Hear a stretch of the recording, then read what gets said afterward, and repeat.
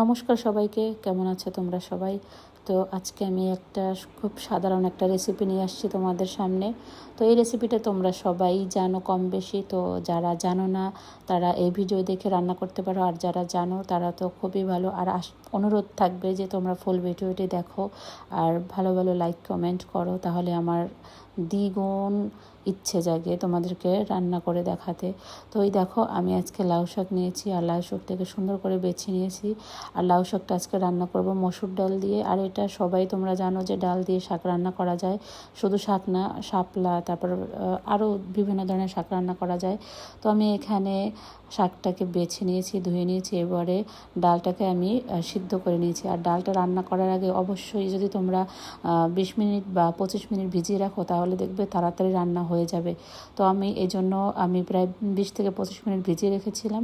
তারপরে এখন আমি রান্না করতে আমার সুবিধা হয়ে গেছে। যখন একটা বলো করছে তখনই আমি ডাটাগুলো দিয়ে দিলাম, আর দিয়ে দিলাম লবণ আর হলুদ। এখন এটাকে আমি আরও একটু সুন্দর করে রান্না করে নেব।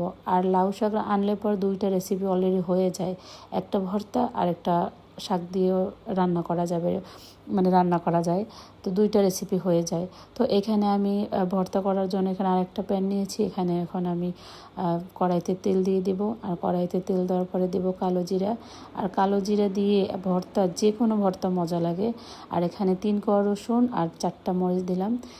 এটা হচ্ছে আপনি নির্ভর করবে আপনি কতটুকু পাতাটা দিবেন, ওইটার উপর নির্ভর করবে যে আপনি কতটা রসুন দেবেন, কতটা মরিচ দেবেন।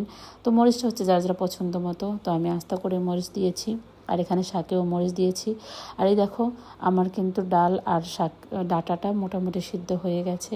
আর এখন এই যে অনেকটাই গলে গেছে, আর মরিচটাও আমি দিয়ে দিয়েছি, আস্তা মরিচ দিয়েছি। তো আমি গুলিয়ে গুলিয়ে খাবো, কারণ মেয়ে খাবে।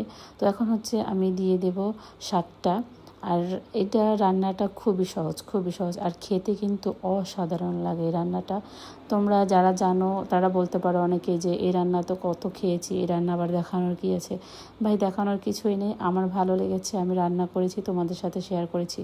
অনেকেই হয়তো বা জানে না যে এই লাউ শাকটা ডাল দিয়ে রান্না করা যায়।